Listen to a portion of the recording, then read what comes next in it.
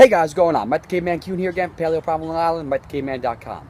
And today's question is, what can we do about female pattern hair loss? Now, most people, when the first thing you're going to think about is hypothyroidism. And yes, that is a major cause of hair thinning and hair loss in women.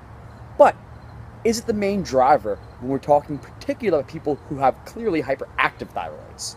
The other main mechanism is by way of insulin resistance and/or HPA axis dysregulation.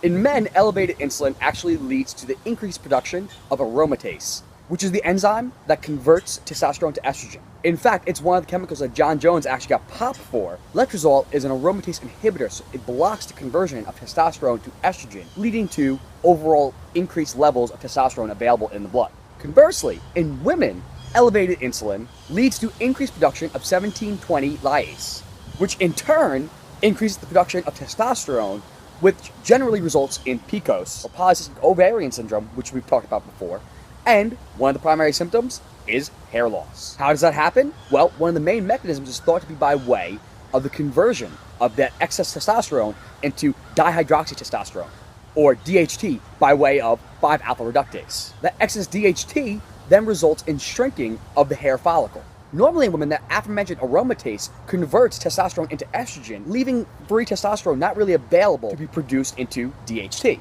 However, that chronically elevated insulin, which then will lead to either insulin resistance and/or HPA axis dysregulation, leaves a lot of free testosterone around that can get converted to DHT, leading to our hair loss. Interestingly, as a side note, spironolactone, which is an anti-androgen, it's an anti-mineral corticosteroid that's prescribed for PCOS, hair loss, and hormonal-related acne, but may actually induce hair loss through its effects on aldosterone, which can help control blood flow. In turn, that blood flow is inadequate to the scalp, leading to hair loss. Now, to be clear though, that mechanism is not fully elucidated yet, but it does provide a potential pathway. So, what can we do about this hormonal dysregulation?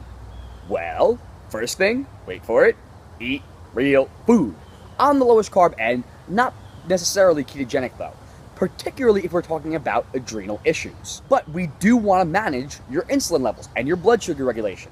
So, how can we do that? Well, you can eat that lowish carb with safe starches and fruits while supplementing with exogenous ketones like Keto OS, which will help to improve insulin signaling. From there, focus on your gut, as it is inexorably linked to your HPA axis and subsequent hormonal regulation, particularly through gut bacterially derived hormonal clearance. So, as usual, gelatin, bone broth. Do it. Eat it. Good stuff. Again, as usual, make sure you're getting in a quality probiotic like Megaspore. It will help to facilitate a proper development of your gut microflora. Next up, consider licorice tea. Now, normally I recommend DGL to help to heal the gut mucosal lining. In this case, I am recommending licorice tea because you actually want to get a little bit of the glycerolic acid. The reason being that may actually have some of the anti-androgenic activity. So you don't want super high levels of it, but a little bit in the tea will be beneficial. So you're going to get a little bit of gut benefit and a little bit of anti-androgen benefit. From there, you may want to look at herbs and mushrooms that have 5-alpha reductase inhibiting activity. Things like saw palmetto, reishi mushrooms, and potentially even green tea. From there, you're going to want to look at adaptogenic herbs and mushrooms. Things like ashwagandha, rhodiola, cordyceps. Those will help to regulate your HPA axis and your adrenal function. And of course, make sure you're managing your inflammation. So, as usual, again, your omega-3 to omega-6 ratio.